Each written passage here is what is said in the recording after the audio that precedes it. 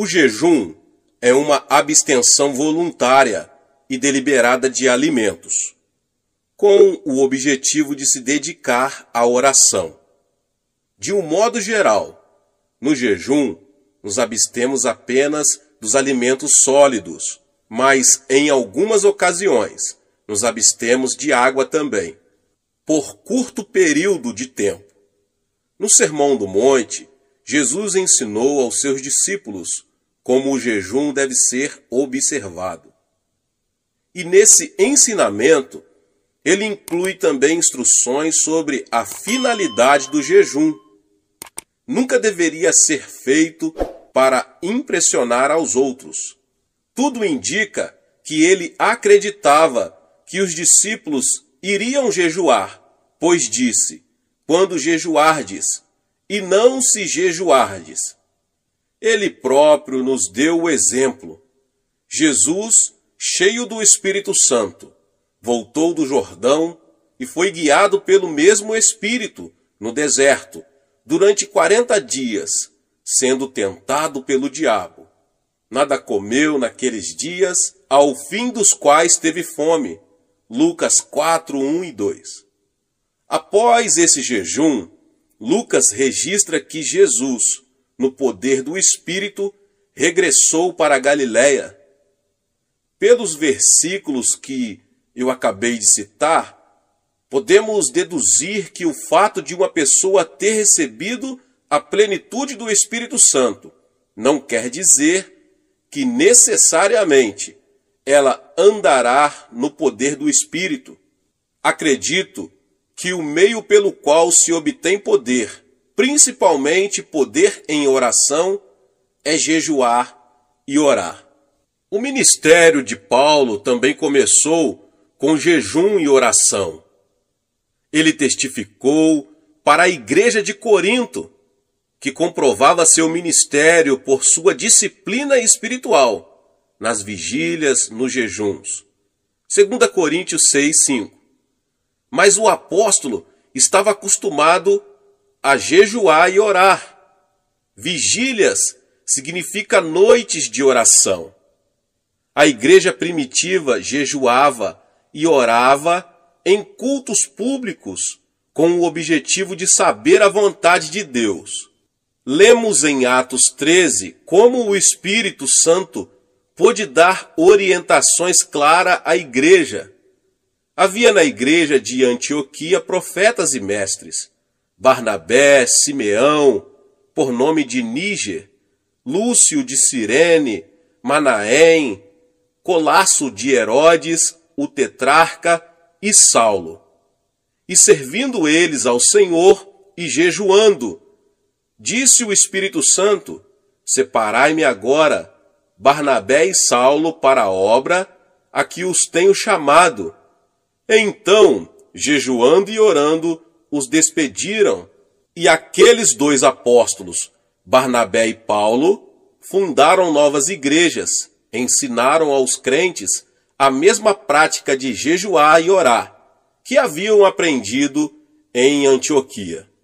E tendo anunciado o evangelho naquela cidade e feito muitos discípulos, voltaram para Listra, e Icônio e Antioquia, fortalecendo a alma dos discípulos, exortando-os a permanecer firmes na fé e mostrando que através de muitas tribulações nos importa entrar no reino de Deus, e promovendo-lhes em cada igreja a eleição de presbíteros, depois de orar com jejuns, os encomendaram ao Senhor em quem haviam crido.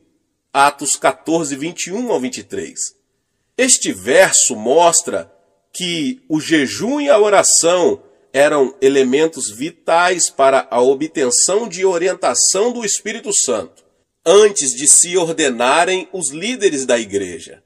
O jejum associado à oração predispunha a igreja primitiva para ter clareza de mente e espírito, a fim de estabelecer seus fundamentos. Mas jejum e oração não apenas favorecem a clareza de mente e espírito, trazendo até nós a voz do Espírito Santo e sua orientação. Eles são importantes também para obtermos vitórias nos campos espiritual e material.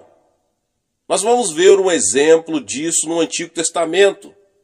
Josafá, rei de Judá, recebeu a informação de que havia um exército inimigo que se agrupava para atacar seu país.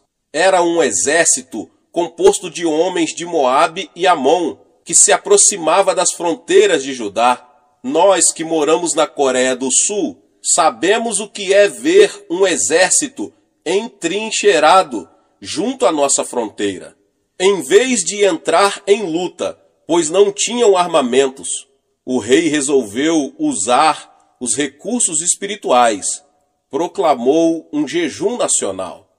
E todo o povo se reuniu, homens e mulheres, meninos e meninas, e jejuaram e buscaram ao Senhor, pedindo sua intervenção. E o resultado disso foi que Deus conquistou uma gloriosa vitória. O Senhor orientou o rei, mostrando-lhe como deveria lutar contra o inimigo. Tenho certeza de que nunca houve uma batalha como aquela. Josafá designou alguns homens para louvarem o Senhor diante do exército. Quando o inimigo viu aquilo, houve uma grande confusão em seu acampamento. Os homens puseram-se a lutar uns contra os outros. E os israelitas, depois, levaram 3 dias recolhendo os despojos da batalha, já que Deus lhes dera vitória, sem que precisassem recorrer aos armamentos. Isso está em 2 Crônicas 20. Quando começamos a jejuar, temos que assumir a atitude mental correta. Não podemos ver o jejum como uma autopunição, apesar de que, a princípio, nosso corpo possa reclamar. O jejum deve ser encarado como uma maravilhosa oportunidade de nos aproximarmos mais de nosso Senhor e mantermos íntima comunhão com Ele, sem a preocupação de nos alimentarmos. Devemos ver o jejum também como um meio pelo qual nossa oração se torna mais objetiva. Isso fará com que Deus nos ouça e nos abençoe. Quando encaramos o jejum dessa maneira, ele se torna mais fácil. Geralmente, oriento os crentes a começarem com um jejum de 3 dias. Depois que se acostumam a um jejum de 3 dias, eles são capazes de jejuar por um período de 7 dias. Daí, passam para jejuns de 10 dias. Alguns já chegaram a jejuar 40 dias, mas não incentivamos isso com frequência. Através do jejum e oração, o crente se torna mais sensível espiritualmente em relação a Deus e passa a ter mais poder para combater as forças de Satanás. Como é que isso funciona? O desejo pelo alimento é um fator básico em todas as criaturas vivas. É uma das maiores forças motivadoras que atuam em nosso corpo, mesmo antes de nascermos. As criancinhas já nascem com um instinto natural de buscarem o seio materno. Se pudermos associar esse intenso desejo natural ao anseio espiritual de mantermos comunhão com nossa fonte espiritual, o resultado é uma intensidade maior. Esse é o objetivo da oração e jejum. Somando nosso desejo espiritual ao natural, podemos fazer com que a preeminência de nossa oração chegue ao trono de Deus com tanta intensidade que Ele nos ouvirá e atenderá. O anseio espiritual é um fator básico da oração. Agrada-te do Senhor, e Ele satisfará os desejos do teu coração. Salmos 37:4. Por isso vos digo que tudo quanto em oração pedirdes, crede que recebestes, e será assim convosco. Marcos 11:24. Portanto, Quanto mais forte for nosso anseio em relação a um pedido, mais eficiente será a nossa oração. Na minha experiência pessoal, não percebo nenhuma mudança significativa no organismo no primeiro dia de jejum. No segundo, porém, a fome aumenta bastante. No terceiro e quarto dias, o organismo já começa a exigir alimento. E aí começamos a sentir todos os efeitos físicos da abstinência. Após o quinto e o sexto dia, o organismo já se ajusta à nova circunstância e nos sentimos melhor. O que acontece é que o corpo passa a queimar as reservas de gordura que possui. Após o sétimo dia, a fome desaparece, embora o corpo já esteja bem mais fraco. Contudo, obtemos uma clareza de mente e uma liberdade em oração bastante incomum. Quando jejuamos, Deus vê nossa sinceridade em nos humilharmos voluntariamente e atende a ela. Na medida em que um indivíduo, cidade ou nação deliberadamente se humilham e afligem a alma, Deus libera sua misericórdia e graça. Como vemos em muitos exemplos do Antigo Testamento, Deus lutou pelo povo e Israel, sempre que este se humilhou diante dele. Satanás está sempre querendo nos atingir. Quando sucumbimos frente aos nossos desejos carnais, ele não pode vencer a barreira de proteção que é o sangue de Cristo, mas podemos dar-lhe acesso à nossa pessoa quando pecamos. Paulo diz que Satanás é o príncipe da potestade do ar, ou da atmosfera que circunda a terra. E na epístola de Judas lemos o seguinte: ora, estes da mesma sorte, quais sonhadores alucinados, não só contaminam a carne, como também rejeitam governo e difamam autoridades superiores. Contudo, o arcanjo Miguel, quando contendia com o diabo e disputava a respeito do corpo de Moisés, não se atreveu a proferir juízo infamatório contra ele. Pelo contrário, disse: o Senhor te repreenda. Estes, porém, quanto a tudo o que não entendem, difamam, e quanto a tudo o que compreendem por instinto natural, como brutos sem razão, até nessas coisas se corrompem. Judas capítulo 1, 8 ao 10. Os versos que eu acabei de citar revelam um fato muito significativo sobre nosso adversário, o diabo. Satanás é um príncipe com um poder considerável. E Judas diz também que ele não pode ser tratado levianamente, como alguns crentes costumam fazer. Embora seu poder sobre a propriedade divina tenha sido destruído, ele ainda é um oponente muito perigoso. Jesus afirmou o seguinte: porque aí vem o príncipe do mundo, e ele nada tem em mim. Em outras palavras, Satanás não encontrava em Jesus nenhum ponto de apoio a partir do qual pudesse lançar um ataque contra ele. Nós também devemos viver de tal forma que o príncipe deste mundo não ache em nós terreno favorável que acolha seus ataques. Antes da Segunda Grande Guerra, a Alemanha criou uma rede de agentes leais em diversos países. Hitler sabia que precisaria de aliados leais se quisesse obter sucesso no seu projeto de conquistar o mundo. E ele denominou esse grupo de homens e mulheres a Quinta Coluna. Precisamos cuidar para que não haja em nós nenhuma quinta coluna que se alie a Satanás. E como conseguimos isso? Pela oração e jejum. Pela oração e jejum, podemos concentrar o poder da oração, dirigindo-o contra nossas concupiscências, a cobiça da carne, a cobiça dos olhos e a soberba da vida. Assim poderemos ter uma vida santa e pura diante de Deus. Pela oração e jejum, podemos ver destruída essa cabeça de ponta de Satanás, a que me referi com a quinta coluna. Então, quando vier o príncipe deste mundo, não achará lugar em nós. O resultado prático do jejum e oração será a manifestação em nossa vida de uma religião verdadeira e sem mácula.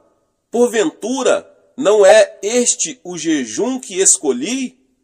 Que soltes as ligaduras da impiedade, desfaça as ataduras da servidão, deixes livres os oprimidos e despedaces todo o jugo? Porventura, não é também que repartas o teu pão com o faminto e recolhas em casa os pobres desabrigados, e se vires um nu, o cubras e não te escondas do teu semelhante?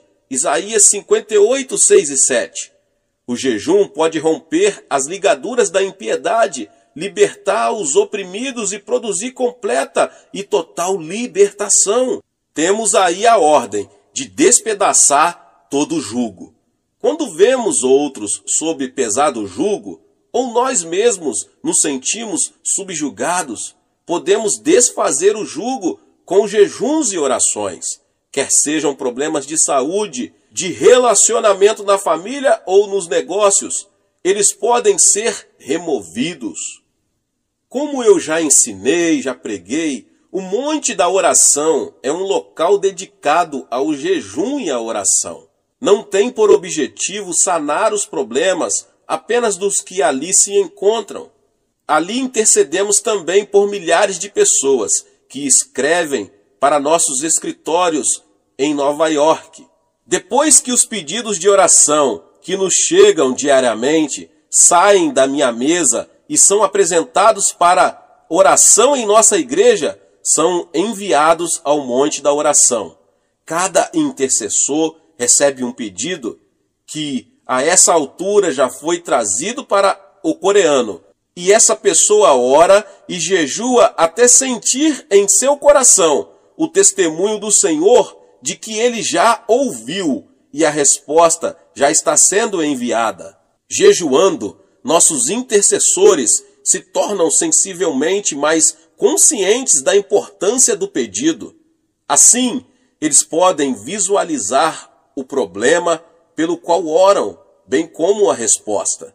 Recebemos muitos testemunhos a respeito de orações atendidas, e são tantos que eu falaria por muito tempo, por muitas horas, vários e vários testemunhos. O fato é que já aprendemos que Deus atende às petições acompanhadas de jejum. De todas as partes do mundo chegam pessoas para jejuar e orar aqui no Monte da Oração, em busca de um milagre, aqui em minha igreja na Coreia. Alguns anos atrás, veio aqui uma pessoa que sofrera uma paralisia infantil. Ela ouvira falar dos milagres que ali ocorreram e tomou a firme determinação de vir, sem se preocupar com as dificuldades físicas que a viagem traria para ela. Após uma viagem de 5 dias de navio, ela chegou ao porto e ali foi recebida por um dos membros de nossa igreja, que a ajudou a pegar o trem. E essa pessoa, uma jovem de 23 anos, chegou com a esperança de voltar a caminhar. Sob o ponto de vista das circunstâncias naturais, isso era impossível, meus irmãos e irmãs. Ela ficara aleijada aos 3 anos de idade. Mas com Deus todas as coisas são possíveis, glória a Deus. Assim que chegou, ela começou a edificar sua fé pela leitura da palavra de Deus, procurando ali todas as suas promessas.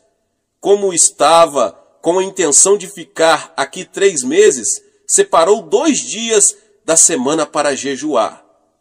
Durante o tempo que passou aqui, ficou muito impressionada com os testemunhos, e cada vez que ouvia alguém dando testemunhos do poder miraculoso de Deus, sua fé aumentava. Passou-se 1 mês e não havia o menor sinal de cura. Suas pernas ainda estavam deformadas pela paralisia, com que já estava tão acostumada a conviver. No segundo mês, ela se sentiu renovada no espírito e na alma, mas o corpo ainda não havia sofrido nenhuma transformação. Mas durante o terceiro mês, começou a ocorrer um fato estranho. Ela começou, depois de muitos anos sem nenhuma sensação, a tê-la nas pernas. Na esperança de ver ali o milagre, ela gritou: "Ajudem-me a levantar-me! Por favor, alguém me ajude a me pôr de pé. Sinto que já estou curada." Vendo suas lágrimas e percebendo como estava emocionada, alguns membros de nossa igreja alegremente vieram segurá-la pelos braços e a colocaram de pé. Contudo, ela ainda estava sem força nas pernas para firmar, embora já tivesse o sangue circulando por suas artérias e veias. Sem revelar o menor sinal de desapontamento, ela se sentou novamente e continuou a orar. Sabia que seria necessário um milagre de criação para que suas pernas atrofiadas pudessem voltar a funcionar. Então, pacientemente, ela se pôs a esperar e continuou a jejuar e a orar. Encerraram-se os 3 meses e ela foi embora ainda numa cadeira de rodas. Mas algo acontecera em seu coração. Ela sabia que estava curada. Passaram vários meses e um dia recebi uma belíssima carta dela. Dr. Cho, escreveu ela, agora já posso caminhar. Ainda estou mancando um pouquinho, mas consigo andar. Acredito que até isso irá desaparecer em breve, afirmava ela com uma fé firme. Esse é apenas um dos muitos milagres que aconteceram no Monte da Oração. Mas isso quer dizer que todas as pessoas que orarem e jejuarem no Monte da Oração ficarão curadas? Evidentemente, a cura não é tão simples assim. Algumas pessoas são curadas imediatamente, enquanto outras levam algum tempo para isso. Mas já descobri que quando uma pessoa tem grande dificuldade para ser curada, muitas vezes está abrigando rancor no coração. Porque se perdoardes aos homens as suas ofensas, também vosso Pai Celeste vos perdoará. Se, porém, não perdoardes aos homens as suas ofensas, tampouco vosso Pai vos perdoará as vossas ofensas. Mateus 6, 14 e 15. Muitas pessoas têm sido prejudicadas por familiares, sócios ou amigos e buscam justiça, como acreditam que a justiça deve ser buscada. E se não for feita justiça dentro dessas circunstâncias, elas se tornam amarguradas e cheias de ódio. Muitos desses indivíduos podem ter sintomas físicos que podem ser diretamente relacionados com essa atitude de rancor. Eles criam uma raiz de amargura que produz toxinas que passam ao seu organismo e assim começam a sofrer distúrbios mentais e físicos. Disse-me certa vez uma senhora a quem mencionei o que acabo de explicar. Meu marido é o culpado. Eu o detesto. Está bem, irmã, repliquei, mas é a senhora quem está sofrendo e ficando aleijada com essa artrite. Quando somos prejudicados de uma forma ou de outra, temos que perdoar. Mesmo que nosso ofensor não nos peça perdão, precisamos perdoar-lhe. Jesus é o exemplo perfeito desse fato. Quando ele estava pregado na cruz, ninguém lhe pediu perdão.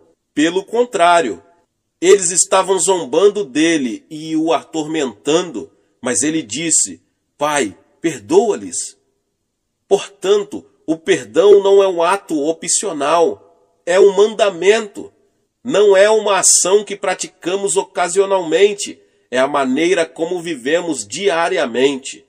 Quando perdoamos a uma pessoa que nos causou algum mal, estamos permitindo que o Espírito Santo coloque convicção de erro naquele que nos prejudicou. Nada escapa aos olhos de nosso Pai Celeste. Ele conhece todas as intenções, as motivações do coração. O Espírito Santo pode convencer de pecado, da justiça e do juízo. Bem, voltamos à história que eu acabei de dizer sobre a senhora. Aquela senhora que estava em meu gabinete era casada havia vários anos. O marido a abandonara e vivia com outra mulher. E essa irmã estava passando por sérias dificuldades, pois tivera que assumir o sustento dos filhos. Agora estava ali querendo cura para a sua paralisia. O Espírito Santo orientou-me para que lhe perguntasse: a senhora já perdoou o seu marido? Não, não posso. Eu o detesto, respondeu chorando, sem conseguir controlar as lágrimas. Mas a senhora tem de perdoar-lhe, continuei. Assim seu coração ficará livre dessa amargura que está impedindo que seja curada, e liberará o Espírito Santo para que opere na vida dele. Instantes depois, ela resolveu perdoar-lhe e voltar ao monte da oração para jejuar e orar. No domingo seguinte, após um de nossos cultos, ouvi alguém bater à minha porta. Convidei a pessoa para entrar e vi um homem de aparência muito séria, acompanhado de uma senhora. Pastor, disse ela, este é meu marido, por quem temos estado orando. A mulher mal conseguia conter as lágrimas ao virar-se para ele e dizer: conte ao pastor o que aconteceu. Pastor Cho, disse ele, será que Deus poderá perdoar-me? Sou um grande pecador. Em seguida, ele narrou o que se passara.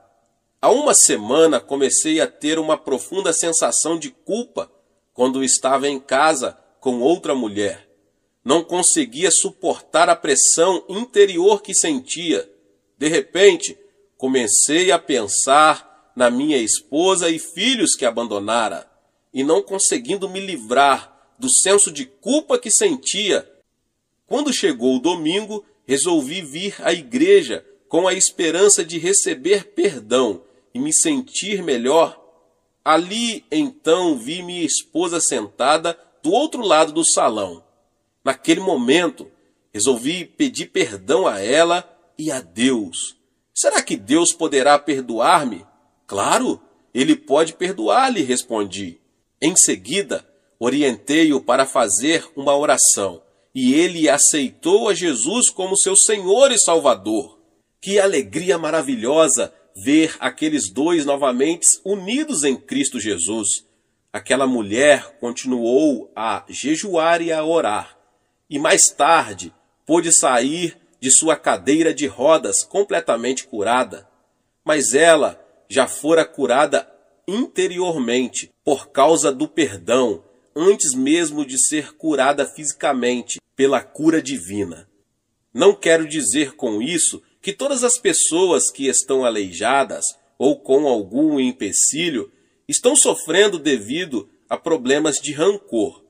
Contudo, muitas poderiam ser curadas se apenas se dispusessem a aprender a perdoar. Se você que ouve essa palavra e tem dificuldade em perdoar alguém, não deixe que seu orgulho tome conta da situação e impeça que você obedeça a palavra de Deus. Tome logo a decisão de caminhar a segunda milha e abandone sua atitude de autoafirmação, perdoando aquela pessoa. Aí então experimentará uma grande libertação e ficará livre das sensações de hostilidade para com o outro e se sentirá muito melhor. Deus resiste aos soberbos, mas concede graça aos humildes. Portanto, se percebe que não está gozando da graça de Deus com abundância em sua vida, pode ser que esteja se firmando mais em seu orgulho do que na graça do Senhor. O que você ganharia com isso? Apenas amargura, ressentimento e talvez enfermidade. A palavra de Deus diz em Tiago 5, 15, 16, e a oração da fé salvará o enfermo, e o Senhor o levantará, e se houver cometido pecados, ser-lhe-ão perdoados. Confessai, pois, os vossos pecados uns aos outros e orai uns pelos outros para serdes curados. Hoje em dia, os psicólogos, médicos e psiquiatras afirmam que a atitude mental de seus pacientes tem um peso muito grande na cura deles. Essa é a hora em que a igreja, o corpo de Jesus Cristo, deve ser curada. A atitude de Deus está explícita na terceira carta de João. Amado, acima de tudo faço votos por sua prosperidade e saúde, assim como é próspera a sua alma. O segredo para obter prosperidade espiritual e material está relacionado com a prosperidade da alma, obtida pelo perdão. Assim vemos que o jejum e a oração, somados a um espírito de perdão, resultarão em melhores condições de saúde para a igreja. Desse modo, esse veículo que Deus escolheu para trazer o avivamento ao mundo se tornará um instrumento útil e saudável nas mãos do Espírito Santo. Neste final do século XX, nós nos encontramos diante de um grande desafio e também de uma grande oportunidade. O de que precisamos é pessoas mais consagradas, mais dispostas a perdoar, sacrificar-se, a obedecer a Deus e a comprometer-se profundamente com Deus. Já me coloquei à disposição do Espírito Santo para fazer o que estiver ao meu alcance, no sentido de ser um instrumento para vermos um avivamento e o crescimento da igreja na terra. Você quer se colocar ao meu lado e assumir essa posição em Cristo Jesus? Glória a Deus! Aleluia! Você será tremendamente abençoado, e todos os que tiverem ao seu redor, sua cidade, sua igreja, sua família, serão também tremendamente abençoados pela sua decisão de buscar o Senhor. Aleluia. Deus abençoe a sua vida, glória a Deus. Se você chegou aqui pela primeira vez e ainda não é inscrito no canal, se inscreva no canal, ative o sininho das notificações para você não perder todos os vídeos que são postados aqui no canal. Deixe também o seu like e não esqueça de compartilhar com mais pessoas esta palavra. Nos vemos nos próximos vídeos. Amém! Tornar-se cristão é algo mais que unir-se a uma igreja cristã. É muito mais do que simplesmente frequentar a igreja e receber o batismo em água. Ensina-nos a Bíblia que tornar-se cristão significa somente receber a vida eterna. Muitas pessoas têm um conceito errado a respeito do significado da vida eterna. Imaginam que vida eterna significa que vão viver por toda a eternidade no céu. Na verdade, a alma não morre, pelo que até o pecador viverá por toda a eternidade no inferno. Portanto, veja bem, aceitar a Jesus Cristo não significa apenas viver na eternidade. A palavra grega para a vida eterna é zoeaionion, que significa o tipo de vida de Deus. Você e eu temos a vida humana, que foi amaldiçoada por Deus com a pena de morte. Mas quando fomos a Cristo, nossos pecados foram perdoados. Fomos purificados e o Espírito Santo veio morar em nós, trazendo às nossas almas a vida de Deus. Jesus Cristo é a vida de Deus. Quando Ele vem à sua alma, você passa a ter a vida eterna, a vida de Deus. Muitos pensam que os verdadeiros cristãos não são diferentes dos pecadores, mas há uma tremenda diferença. Os crentes são tão diferentes dos incrédulos, como o céu é diferente da terra, porque os verdadeiros cristãos têm a vida de Deus em seu coração. Se você tiver a vida de Deus em você, irá para o céu e viverá ao lado de Deus, pois a vida de Deus estará vivendo em você a partir de agora mesmo, a partir do momento em que você aceitar a seu Filho como seu Salvador. Disse Jesus Cristo que se alguém tem a vida de Deus em si, 5 sinais se seguirão em sua vida. Antes de subir aos céus, deixando a terra, o Senhor fez uma tremenda promessa aos seus seguidores. E estes sinais hão de seguir os que creem.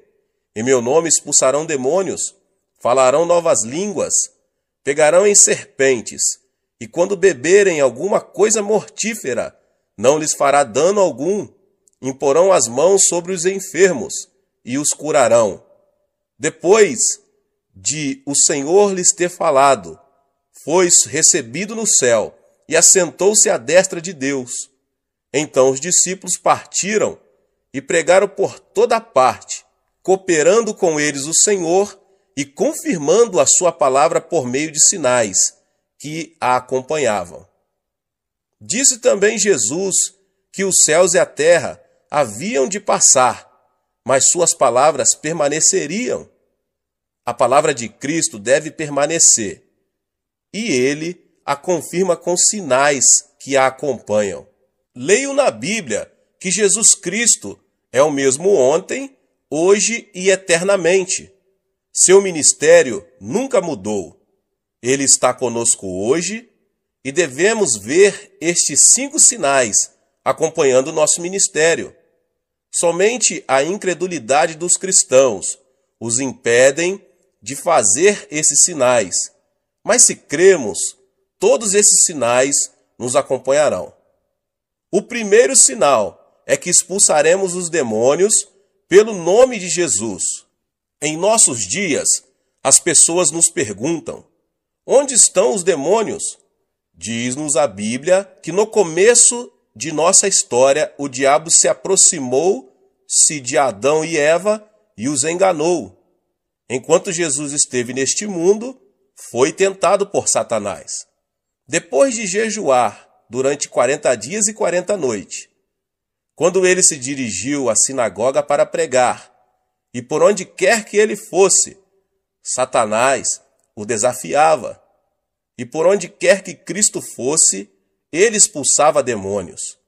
Em certa ocasião, ele disse a Pedro: "Para trás de mim, Satanás." Mais tarde, o diabo haveria de entrar no coração de Judas Iscariotes e nele plantar a ideia de trair a Cristo. As pessoas de mentalidade mundana não entendem as coisas espirituais, mas quando somos iluminados pela vida de Jesus, ficamos sabendo que existe um inimigo chamado diabo.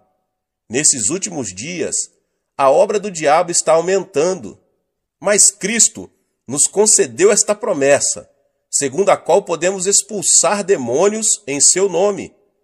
Diz a Bíblia que Cristo é a verdade e que sua palavra é a verdade.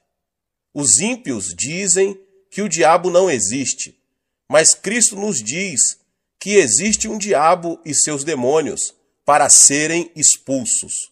As pessoas ímpias dizem que existe apenas a natureza humana, mas Jesus nos diz que o diabo causa a concupiscência da carne, a concupiscência dos olhos e a soberba da vida. Nós, crentes, devemos desafiar os poderes de Satanás. Eu estava pregando em minha igreja certo dia e estava no auditório a esposa de um famoso médico. Ela estava paralisada de um lado e arrastava uma perna ao caminhar. Depois de ouvir o evangelho, ela passou a frequentar a igreja com regularidade. Em certa manhã, ouvi o som de uma gargalhada estranha que vinha da igreja. Senti um calafrio percorrer minha espinha. Quando me dirigi ao local, vi aquela mulher rindo e zombando. Tão logo me dirigi a ela e coloquei minha mão em sua cabeça. Ela se pôs a amaldiçoar-me. Fiquei chocado, porque essa senhora era de educação refinada, formada em farmacologia, educada numa universidade de Tóquio. Eu não podia crer que ela estava proferindo aquelas palavras tão vis. Quando comecei a orar por ela, uma voz estranha começou a sair de sua boca. A voz me dizia que eles não iam sair dela. Então eu perguntei: quem é você? Os demônios começaram a falar: temos vivido nela há mais de 10 anos. Muitas pessoas têm tentado expulsar-nos, mas não sairemos. E você não vai conseguir expulsar-nos. Foi quando constatei que aquela mulher estava possuída de demônios, pelo que, no nome de Jesus, insisti em expulsar esses demônios. Mas eles continuaram a desafiar-me e lutamos por mais de 8 horas. Em nome de Jesus Cristo, ordenei aos demônios que saíssem, mas eles continuaram a protestar, dizendo que de modo algum sairiam. Eu não havia tomado o jejum pela manhã, nem havia almoçado, de modo que às 17 horas eu estava tão cansado que quase não conseguia falar, mas prossegui clamando: diabo, vá embora em nome de Jesus Cristo. A mulher também estava cansada, mas o diabo continuava dizendo: não, eu não vou sair. De minha parte, eu só não estava cansado, mas com muito medo, porque o marido dela era um famoso médico que trabalhava no Hospital da Cruz Vermelha em Seul. Não era cristão, e se me visse naquela situação, ele me processaria judicialmente. Em meu desespero, pus-me a clamar pelo nome de Jesus Cristo com maior fervor. O poder do Espírito Santo desceu sobre mim, e logo eu me vi cheio do Espírito, e me senti tão leve, como se eu estivesse esticado, bem na ponta dos dedos do pé. E novamente, com uma tremenda unção, ordenei ao diabo que saísse. De súbito, a mulher teve como uma convulsão e pôs-se a gritar. A seguir, desmaiou e ficou como morta. As pessoas ao meu redor começaram a dizer que ela estava morta. Mas quando eu a tomei pela mão e a levantei em nome de Jesus Cristo, ela se pôs de pé completamente curada de sua paralisia. Ela começou a pular e a louvar a Deus, e estando ocupada em demonstrar seu regozijo, o marido chegou.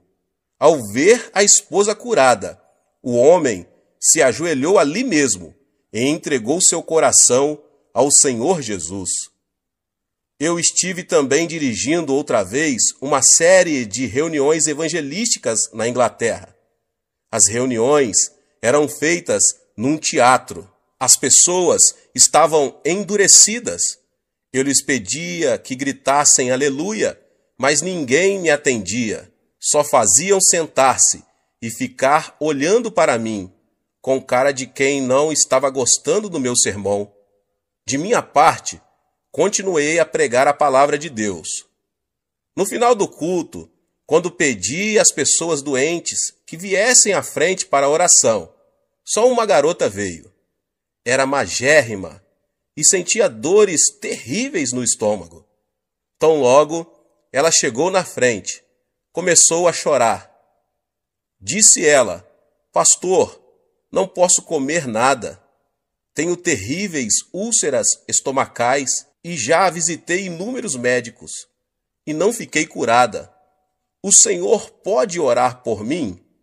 Quando coloquei minhas mãos sobre ela, a menina pôs-se a gritar. Ordenei-lhe, em nome de Jesus Cristo, fique curada. Mas nesse instante, repentinamente, ela se pôs a xingar-me. Você aí, coreano de uma figa, volte para casa. Eu não vou sair. Perguntei-lhe então: quem é você? Respondeu-me a voz: eu sou o diabo, e eu vou destruir esta menina. Antes de sair, eu vou matá-la. As pessoas por todo o teatro ouviram essas palavras. A congregação sentiu-se eletrizada. Todos se levantaram. Ordenei então ao diabo: diabo, em nome do Senhor Jesus, sai dessa mocinha.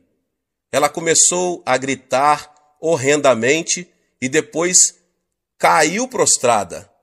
Ergui-a pela mão em nome de Jesus, e ela, com o rosto radiante, disse: louvado seja Deus. Ele foi embora. Ela ficou completamente curada. As pessoas apressadamente vieram à frente para receber orações. A partir da noite seguinte, a multidão encheu o teatro. O poder de Deus se manifestou às pessoas que o buscavam. Demônios escondidos estão operando em nossa sociedade. Estamos todos preocupadíssimos com poluição atmosférica e da água, mas o nosso mundo está cheio de poluição espiritual. Nosso mundo está cheio de imundícia. Nossas ruas estão cobertas de material pornográfico. Você acha que isso é trabalho de Deus? Você acha que esse é o trabalho das pessoas decentes? Não, é claro que não. É o trabalho do diabo. Precisamos eliminar a poluição espiritual de nossas vidas. Nossos filhos estão sendo desorientados pelo diabo. Precisamos amarrar o diabo e expulsá-lo em nome do Senhor Jesus.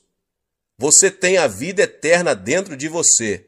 A vida eterna é o tipo de vida que vem de Deus, a forma mais elevada de vida. O tipo mais baixo de vida é a do reino mineral. A seguir vem o reino vegetal, depois o reino animal, em seguida o reino da humanidade, depois a ordem angelical e, finalmente, Deus, a fonte de toda a vida. Satanás é um ser angelical e, consequentemente, Satanás é mais poderoso que os seres humanos. É por isso que Satanás controla a humanidade. Entretanto, quando aceitamos a Jesus Cristo, a vida de Deus entra em nós e nós nos tornamos superiores aos seres angelicais. É por isso que podemos expulsar demônios. Temos a vida de Deus em nós, o que torna nossa vida mais poderosa do que a vida de Satanás. A lei da natureza diz que quando o maior chuta o menor, este deve fugir imediatamente. Se você é cristão, mora em você a forma de vida superior. A nova vida em você é superior à vida de Satanás. Portanto, quando você ordena a Satanás que saia em nome de Jesus Cristo, ele não tem outra alternativa senão obedecer e sair. Você não é mais um ser fraco. Você não é mais um desamparado, pois recebeu o maior poder, o de Deus. A vida eterna habita em ti, e você pode expulsar demônios em nome de Jesus. Ordene ao poder do diabo que se retire de sua casa. Ore pelos seus filhos, para que o poder de Satanás não os controle. Ore para que o poder da influência de Satanás abandone a sociedade da qual você faz parte. Você tem o poder. Cristo nos deu uma tremenda promessa em Lucas 10:19. Eu vos dei autoridade para pisar serpentes e escorpiões, e toda a força do inimigo, e nada vos fará dano algum. Nesta promessa, Cristo nos dá duas palavras maravilhosas. No grego, Cristo está dizendo, dou-vos exousia, que significa autoridade.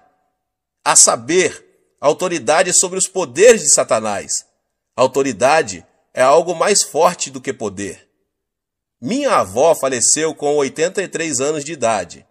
A velhinha não tinha muito poder. Era muito fraquinha, sem forças, mas quanta autoridade tinha.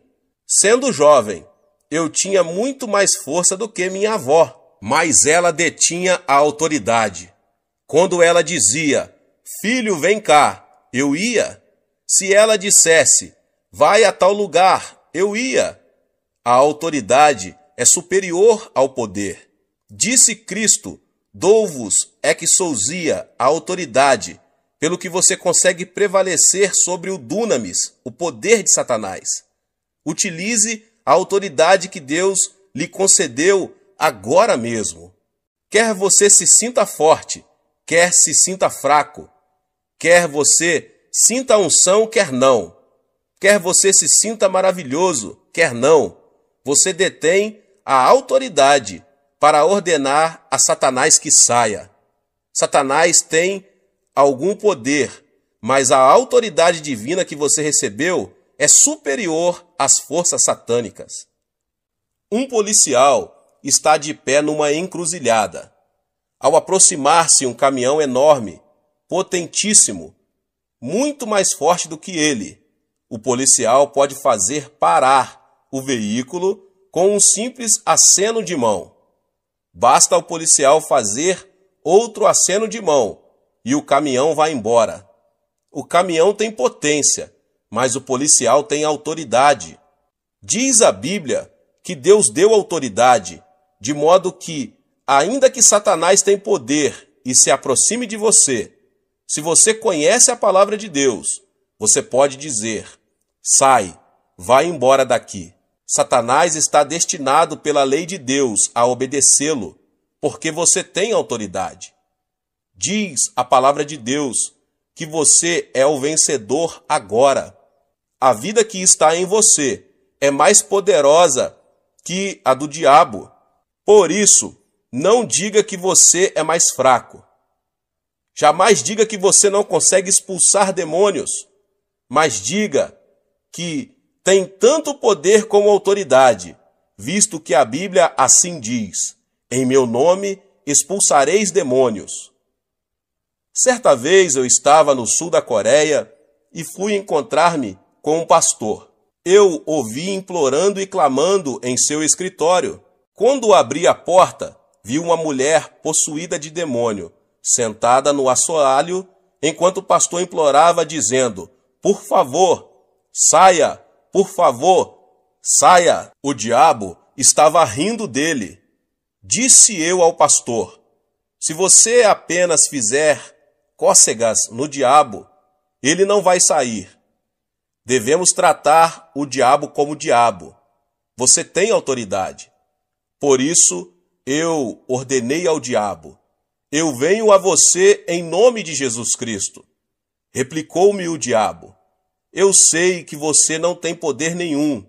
Ao que eu lhe retruquei: sim, eu sei que nenhum poder tenho, mas eu tenho autoridade. No nome de Jesus Cristo eu lhe ordeno: saia. Imediatamente o diabo saiu e a mulher se sentiu aliviada. Você tem a vitória. Não tenha medo de Satanás. Nós podemos expulsar o diabo. Este é o primeiro sinal dos que se seguiriam como promessa feita a você. Em segundo lugar, disse Jesus que em seu nome os crentes falariam em novas línguas. Diz a Bíblia que quando os primitivos cristãos receberam o batismo no Espírito Santo, eles falaram em línguas. Quando o pecador se converte, o Espírito Santo vem habitar nele. Mas quando essa pessoa recebe o batismo no Espírito Santo, o Espírito toma conta dele e flui através dele. O Espírito Santo assume o controle de sua língua e ele começa a falar numa língua nova, muito bonita. Eu próprio oro muito em línguas, mas a Bíblia nos ensina mais do que o uso de línguas desconhecidas, visto que quando nós nos tornamos cristãos, recebemos uma nova língua, isto é, uma nova linguagem. Quando estávamos no mundo, falávamos a linguagem mundana, mas quando nós nos tornamos cristãos, passamos a falar de novas coisas. Começamos a falar a nova língua da Bíblia. Trata-se de uma língua celestial vitoriosa. Tiago nos diz em sua carta, inserida na Bíblia, que a língua é um órgão pequeno, mas capaz de controlar todo o corpo. Diz ele que podemos controlar um cavalo com um freio enfiado em sua boca, em que o piloto dirige um enorme navio numa tempestade mediante um leme. Até mesmo uma pequena fagulha pode incendiar uma cidade inteira. A língua também, embora seja pequenina, é tão poderosa que consegue controlar todo o corpo. Dizem os neurocirurgiões que o centro da fala de nosso cérebro controla o cérebro todo. Assim que é o que você fala controla seu corpo todo. Se você fala negativamente, tais coisas negativas controlam o seu corpo inteiro. Se você falar doenças o tempo todo, as doenças controlarão seu corpo. Se você falar de pobreza, a pobreza vai controlar todo o seu corpo. Aquilo que você fala é o que finalmente vai dar forma à sua vida e determinar seu destino. Pelo que você vai ter que vigiar sua língua.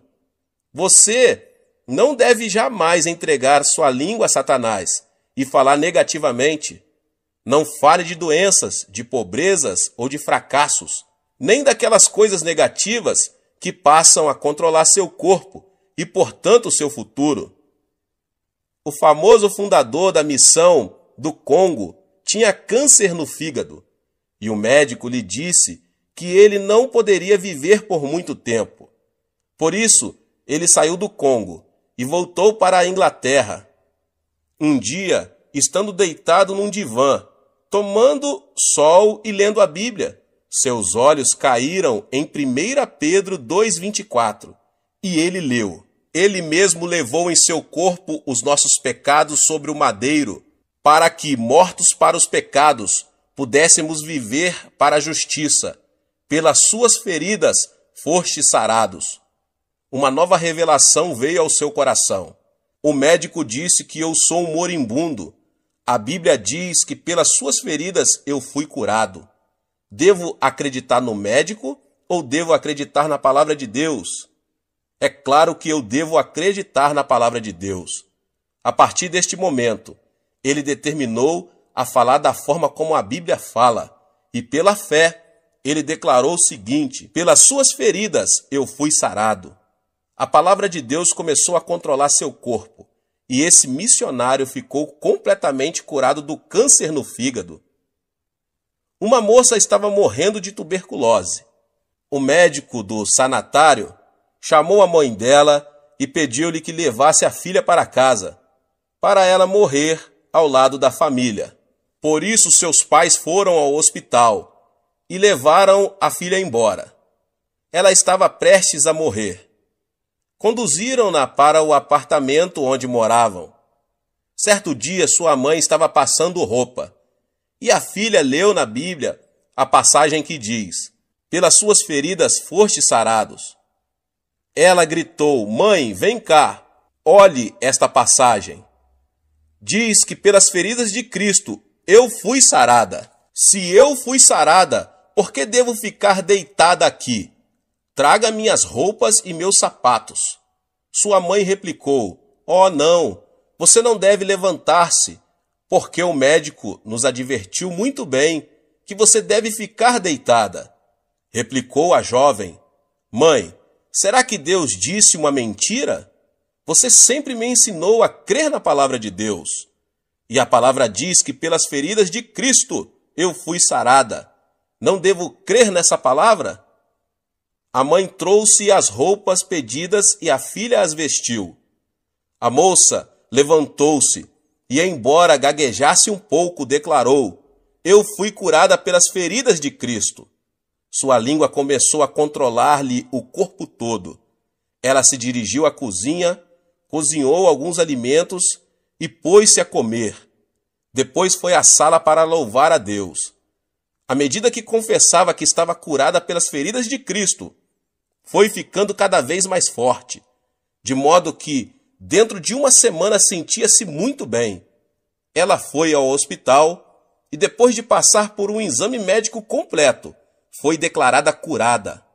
A palavra de Deus deve permanecer para sempre. O que você falar, vai obter. A Bíblia nos manda falar à montanha e ordenar-lhe que seja lançado ao mar, e isso acontecerá. A Bíblia contém 32.500 promessas. Pronuncie as promessas de Deus e você vai obter o que a palavra de Deus promete a você. Muitas pessoas estão pronunciando as palavras erradas. Estão continuamente falando de modo negativo. Falam de seus fracassos, falam de suas fraquezas, falam de sua infelicidade. Depois se queixam e ficam imaginando as razões porque são um fracasso E por que não há paz em suas casas? Ficam imaginando porque há tantas fraquezas em seu corpo. A razão é que controlam seu corpo com a conversa errada. Fale uma língua nova, fale a língua da Bíblia. Fale de redenção, de vida eterna. Fale que você foi sarado pelas feridas do Senhor Jesus Cristo. Diga que Deus é sua força e você verá boas coisas acontecerem a você. Sim, aprenda a falar uma nova língua. Aos 18 anos de idade, eu estava morrendo de tuberculose. Eu era um fracasso em casa e não tinha dinheiro e ia muito mal nos meus estudos. Não havia esperança para mim neste mundo. Foi quando eu me tornei cristão e resolvi que falaria a linguagem da Bíblia. Falei de cura, confessei o sucesso e pronunciei palavras de abundância. Não permiti que minha língua falasse coisas negativas. Neste momento estou pastoreando uma congregação de 600 mil membros e Deus nos deu capacidade de construir uma igreja que custa cerca de 5 milhões de dólares. Também estamos enviando missionários pelo mundo todo. Quando mudei minha maneira de falar, minhas circunstâncias mudaram também. Um dia li um jornal médico coreano, um artigo muito interessante, escrito pelo diretor-geral da Associação Médica. Disse ele que muitos coreanos estavam morrendo do que ele denominava morte habitual. Disse que muitas pessoas acham que vão morrer com 50 e poucos anos, porque seus pais haviam morrido nessa idade. Por isso, ao entrar nos 50 e poucos anos, já começaram a ter tonturas e pensam que vão morrer logo. E muitas pessoas morreram nessa faixa de idade, ainda que não haja causa médica para a morte. Disse o médico que a pessoa não deve antecipar a mesma experiência de seu pai, porque esse raciocínio tem produzido muitas mortes prematuras. Eis aí, até um médico incrédulo confessa que a língua controla nosso futuro. Você pode ser vitorioso, você pode ser curado. Sim, você pode viver uma vida feliz. Comece agora mesmo a falar a palavra de Deus e mantenha o tipo correto de conversa. Ponha as palavras certas em sua boca. Fale uma nova língua. Em terceiro lugar, a Bíblia diz que os crentes pegarão em serpentes. Isso não significa que devemos andar por aí pegando em cobras. Só um louco faria isso. Serpente aqui significa Satanás. A serpente chamada Satanás chegou a Adão e Eva no jardim do Éden e seduziu-os, fazendo-os voltar-se contra Deus. Nós, seres humanos, somos feitos de corpo, alma e espírito. Mediante nossos 5 sentidos, pertencentes ao nosso corpo físico, nós nos comunicamos com o mundo. Portanto, nosso corpo é mundano. Nossa alma é nosso verdadeiro eu, nossa verdadeira personalidade. Mediante o conhecimento e as emoções, nossa alma pode tomar decisões e exercer sua vontade. Portanto, nossa alma é apenas autoconsciente. Somente mediante nosso espírito podemos comunicar-se com Deus. Através do nosso espírito conhecemos Deus e o adoramos. Essa serpente, Satanás, vem a nós, nos tenta e nos induz a viver uma vida mundana, isto é, centralizada no mundo. Quando vivemos esse tipo de vida, Satanás exerce domínio sobre nós. Mas quando vivemos uma vida centralizada em Deus, temos domínio sobre Satanás. Temos o poder de apanhar e amarrar a serpente. Podemos expulsar demônios. Quando você decide viver uma vida centralizada em Cristo, você se torna uma pessoa dirigida pelo Espírito Santo. Afirma a Bíblia que os filhos de Deus vão pegar Satanás. É fácil detectar a obra maligna. Toda e qualquer palavra que sai do ego carnal vem de Satanás. Mas toda e qualquer palavra que induz você a viver uma vida centralizada em Cristo é proveniente do Espírito Santo. Agora você pode pegar em serpentes. Você consegue discernir a obra do maligno e expulsá-lo. Em quarto lugar, a Bíblia diz que se os crentes beberem alguma coisa venenosa, mortífera, não lhes fará mal algum. Certo dia, eu fui a uma cidadezinha para um culto. Veio a mim uma garotinha de 7 anos de idade. A boca da menina estava toda queimada. Era uma órfã que havia perdido seus pais quando fugiam da Coreia do Norte como refugiados. A menina estava trabalhando na casa de uma senhora muito rica e muito perversa.